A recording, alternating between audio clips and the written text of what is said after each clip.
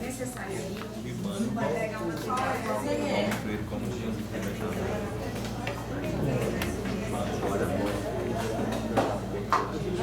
Mas ele, naquele crítico social do futuro, ele critica a educação do cara. Gasparinho. Orientando isso adiante.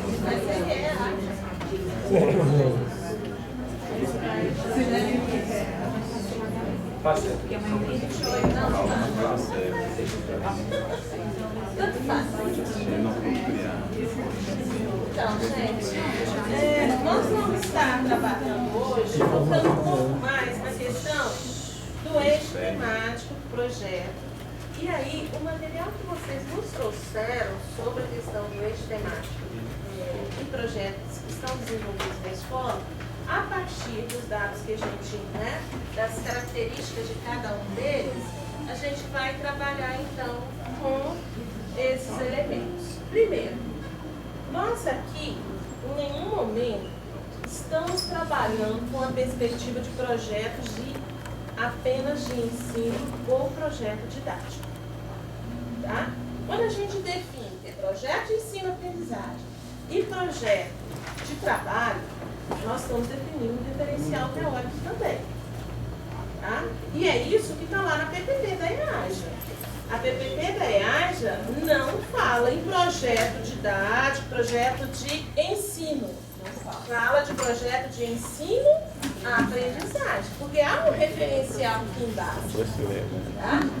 Quando nós trouxemos aqui os dados, tanto daquilo que Celso Vasconcelos traz, quanto que Hernandes traz, nós estamos aqui elencando algumas características, alguns elementos que precisam compor um projeto de ensino, aprendizagem ou um projeto de trabalho, assim como o eixo temático, tem coisas que são comuns. Todos eles vão partir da análise da realidade. Ou seja, todos precisam partir de um diagnóstico. Por quê?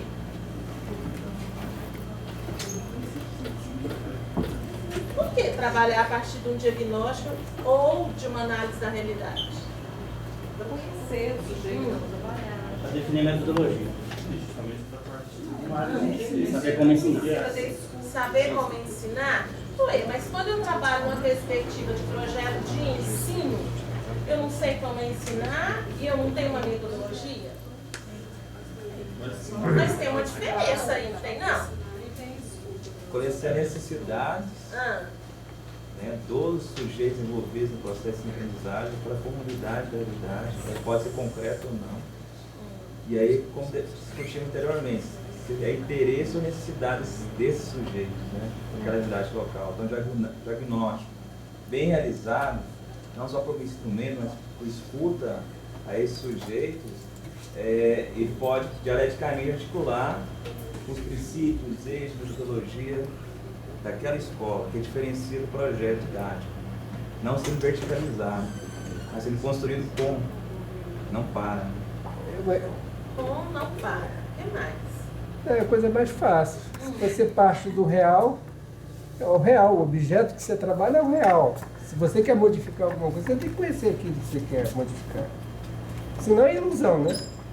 Por trás é uma coisa muito importante. Qual é a minha opção política de trabalho? É uma opção política de manutenção ou de transformação? Porque eu não transformo aquilo que eu não conheço. Eu só transformo se eu conhecer.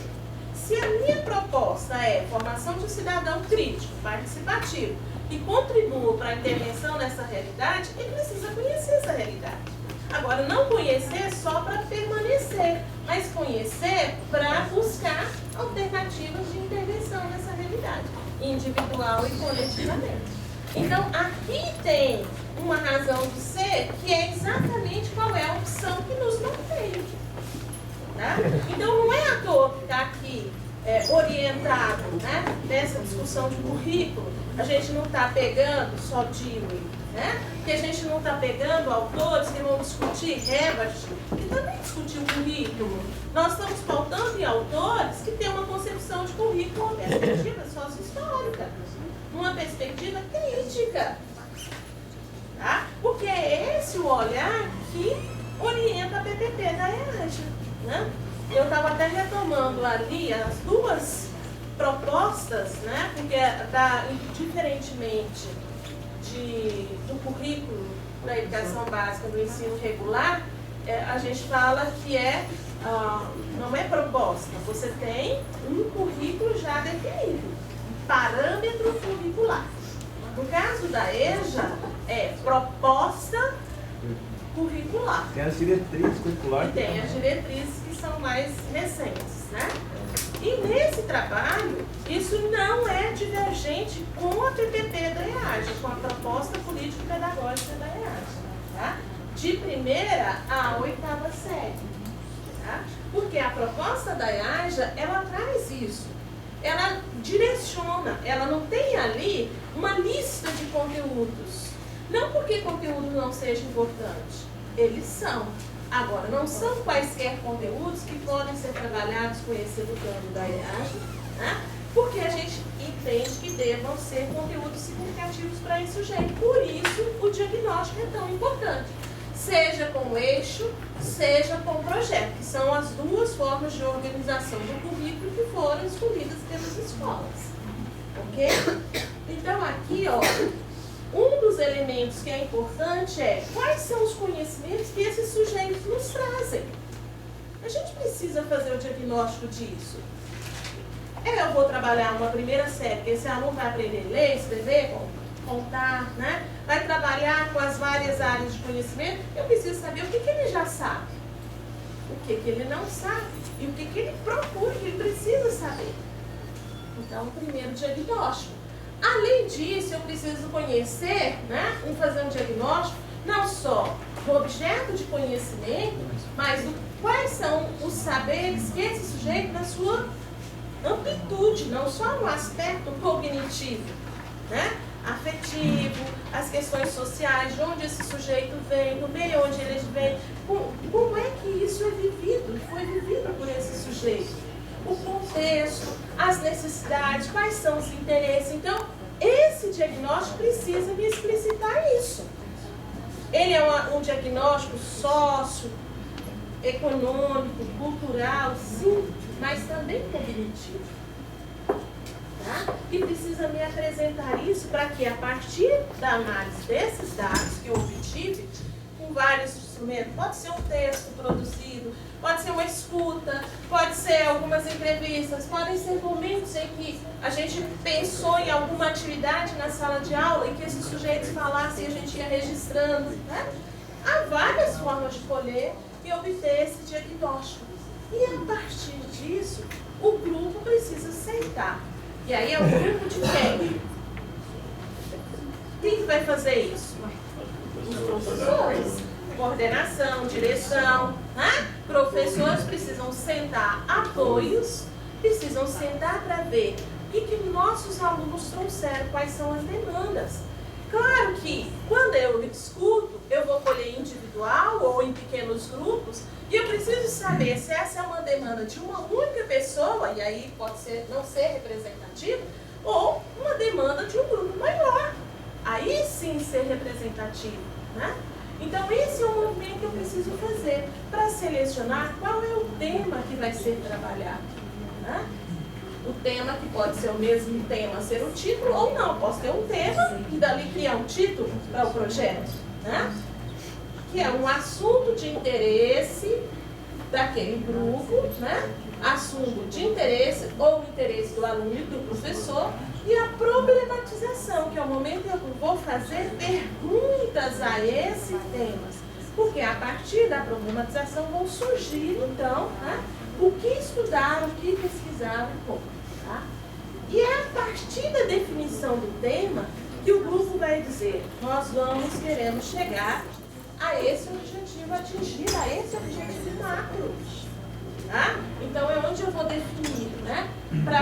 Qual é o ponto de partida, está lá o tema, e qual é o ponto de chegada, projetando ali as finalidades. Também no projeto a gente precisa ter uma justificativa. Essa justificativa vai estar embasada em quê?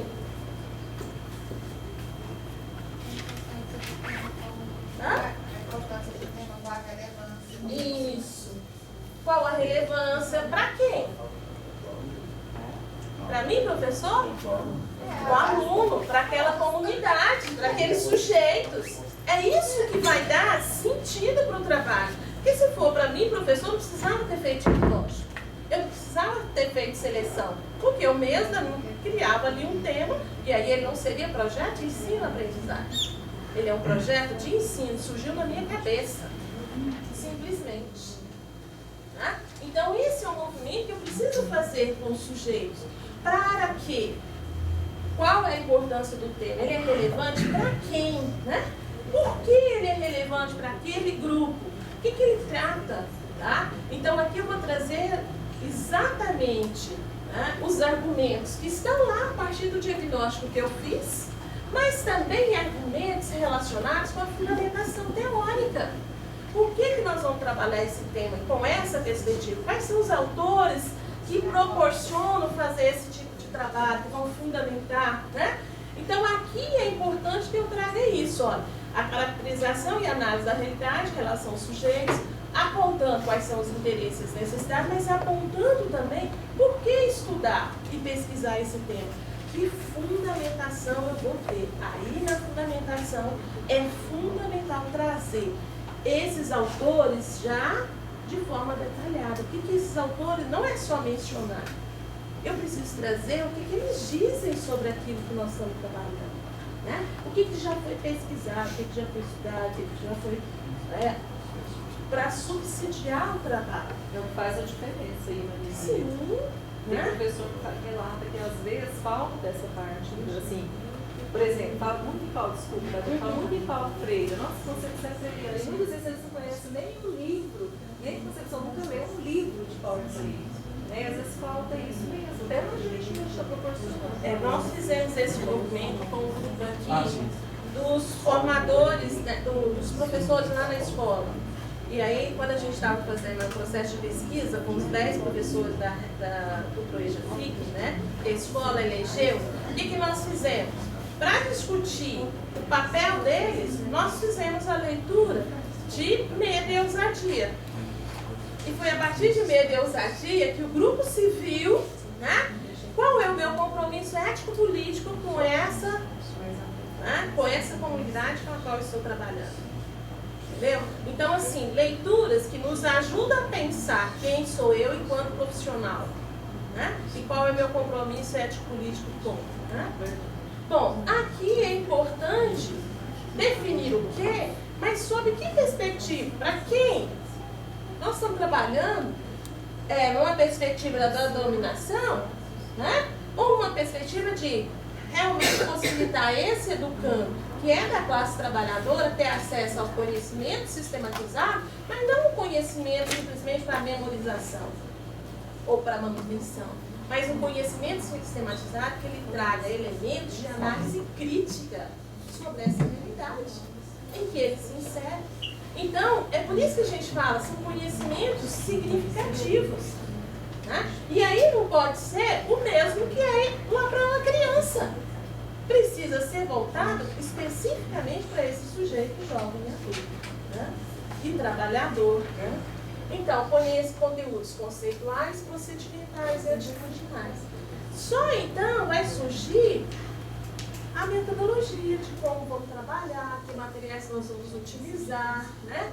Lembrando que aqui a perspectiva interdisciplinar, né? Todo esse movimento, o cronograma, na sequência que vai ser trabalhado. Nós vamos trabalhar esse projeto, vai ser ao longo de 1 mês, de 2 meses, quer dizer, é a definição do que faz necessário trabalhar, é que vai me dizer, eu vou trabalhar isso em 1 mês, em 2 meses, em 3 meses, em 1 semestre.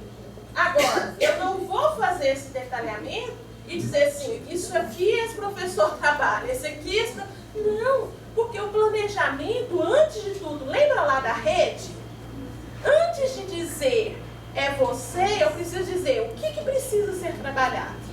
E depois, onde cada área entra. E aí, numa interface de um trabalho coletivo. Os princípios da IASA precisam ser garantidos. Trabalho coletivo não é princípio. Trabalho interdisciplinar não é? Ué, Nós não vamos perder isso de vista. E aí, isso precisa ser articulado, né? Trabalho coletivo, interdisciplinaridade, tá? Como é que nós vamos fazer esse desenvolvimento? Nós vamos fazer com visitas, nós vamos construir materiais. Como? Com que materiais? Como? Quando? Por quê? Né? E qual vai ser o produto final desse projeto? Qual vai ser a culminância? Tem um sentido social? Não tem? Como é que é isso? Tá? Então, aqui nós vamos definindo, coletivamente vai sendo construído, e só então cada área vai planejar depois as suas aulas, o seu processo. Mas o projeto, ele é coletivo. Ele não é um projeto individual. Agora, isso significa que eu preciso trabalhar o mesmo projeto na escola toda? Não. Tá? Pode ser o mesmo projeto para uma turma, para um grupo, para um agrupamento. Pode ser para um segmento. Tá? Depende do quê? Dos interesses lá, olha. Os interesses e as necessidades. Às vezes, para um grupo, o interesse e a necessidade é um. Para outro grupo, os interesses e as necessidades são outros. Agora, lembrando que o meu ponto de partida é esse. Agora, todos têm que ter acesso ao conhecimento sistematizado, né? Eu parto do interesse e da necessidade e vou abrindo o leque para outras questões que também se fazem necessário que esse sujeito se aproprie. Então, esse é o movimento que é fundamental. Isso no âmbito do projeto, e a gente vai ver isso agora no âmbito do eixo temático. Bom, aqui o projeto, então. O que nós vamos trabalhar? Sobre o que pesquisaremos, o que faremos nesse projeto. Por quê? Por que a gente vai trabalhar com esse tema e não outro? Tem que ter uma razão de ser, não tem? O que me diz que é por que esse e não outro? É porque eu, professor, quis? É só uma observação. É importante acentuar na formação que trabalho coletivo não é todo mundo sentar junto. É porque senão as pessoas acham que trabalho coletivo é sentar junto, assim, eita, mas não é isso que nós estamos propondo, né? Essa interdisciplinaridade tem que ocorrer nesse trabalho coletivo. Agora, tem um momento que a gente tem que sentar junto, sim. Que momento? O momento de pensar as ideias macro e o momento de fazer aquela divisão de que conhecimentos que se fazem necessário. Tá, agora, fiz o tema e os subtemas, aí a gente vai trazer, um grupo vai pensar dentro desse subtema que conceitos que se fazem necessário dominar. Esse outro grupo vai trabalhar esse. Agora, vocês que fizeram vão apresentar e nós vamos coletivamente dizer o que mais que precisa ser acrescido aqui. Porque se a gente for falar para todo mundo fazer tudo junto, vai demorar um ano, né? Agora, se a gente fizer isso, as ideias gerais, juntos, e depois, em grupos ou em pequenos grupos, fizer isso, e depois, no momento, coletivamente, acrescentar aquilo que falta, não é mais só daquele grupo, que apresentou, que levantou ideias. Não, passa a ser do grupão. Mas essa é uma forma de você agilizar o trabalho. Tá? E depois tem um momento em que, em pequenos grupos, tá? Agora, história, geografia e matemática trabalhar esse tema. Eles precisam sentar. Que hora que eles vão sentar? É só lá no horário do planejamento coletivo? Não. Eles não têm um momento de formação, de estudo semanal? Tem. No momento que ele está fora lá da sala de aula, tá?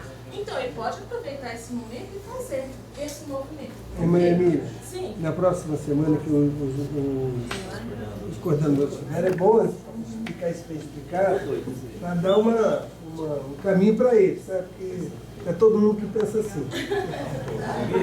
Então, volta lá assim mais. Emília, só Tem jeito não. Porque eu vou trabalhar bem esse daqui, para depois poder passar mais rápido no outro. É que tem gente que acha assim, é projeto, definiu aqui e pronto. Não é. Tem que passar por todas as etapas. Senão se envolve com o projeto de ensino-aprendizagem. A minha preocupação foi essa, eles reuniram o professor, botando o eixo temático lá, subtemas e ligando ao projeto. Aí eles reuniram, né? Falou, ó, subtema, trabalhar todos os professores. Já por aí já acabou a proposta íntegra, mas eu quis analisar junto com o coordenador, com os professores, os limites disso. desafios nós temos nessa proposta intertrans, né? Porque se ele propõe um subtema para todos os professores, ele não respeitou a experiência do professor. Aí, por exemplo, minha observação foi verticalizada, né? E o diálogo com a escola, ela tem que ser um diálogo bem processual para eles entenderem essa questão. Aí volta, nós vamos trabalhar um tema, né? Um mês, outro tema, outro mês, mas não é isso. E qual é o tempo suficiente e adequado? Existe? Eu posso dizer se o projeto são 6 meses para dar conta? Não, gente, não existe um tempo fechado, pré-definido. Existe aqui o que nós definimos de conteúdo que precisa ser trabalhado, mas na medida que eu vou desenvolvendo isso com o coletivo de alunos, pode ser que aquele tema, eles dominem muito dele. Então, rapidinho a gente avança e termina. Porque aí eu vou, a cada aula eu vou fazer esse movimento. O que ele já sabe e o que ele precisa saber. Não é assim? E aí, às vezes, o que ele já sabe é só sistematizar. O que ele precisa saber eu vou só complementar, às vezes. E é rápido, a gente fecha. Então, esse tempo é o tempo que dá conta de aprofundar a temática, mas que não vai ficar numa saturação que ninguém aguenta mais falar naquele assunto, né, gente? E essa realidade, eu trazendo a realidade assim, do coletivo único. A tentativa de colocar o mesmo tema do eixo temático, uma realidade completamente diferente da outra. Existe isso, e aí eu, com apoio, eu tenho que criar estratégia para não acontecer isso. Ia acontecer em 2 escolas. Escolher o mesmo tema, o mesmo subtema. Eu falei, mas então a partir da realidade do aluno, do diagnóstico, como é que é o mesmo tema? Pode ser o mesmo tema? Pode, agora as intenções, os objetivos, a perspectiva é outra, a realidade do aluno é outra. Aí entra as perguntas, né? Alguns coordenadores, segunda-feira, vão ter essa... Parece que tem que falar, sempre bater nessa tecla para falar, ó, vamos diferenciar as 2 realidades. Porque dentro de uma escola tem diferenças de realidade nas turmas ainda. Maria Emília, essa questão do tempo que você fala é muito interessante, porque é o seguinte: quantos de nós aqui não já vimos o professor? Ele pensa com a temática, ele trabalha, começa a trabalhar a temática. Quando ele vê que ele vai gastar menos tempo, aí ele começa a mudar o ritmo daquele trabalho, do desenvolvimento daquela temática. Justamente porque ele quer ficar dentro daquele tempo pré-determinado, pré-estabelecido, para não dizer outra coisa, quadrado, que ele determinou. Que essa é a realidade, não é isso? Então, assim, por quê? Porque ele não quer, porque ele vai ter que discutir outra temática, ele vai ter que buscar, pensar a organização desse projeto, dessa nova dimensão, que é aquilo da ação, reflexão, ação.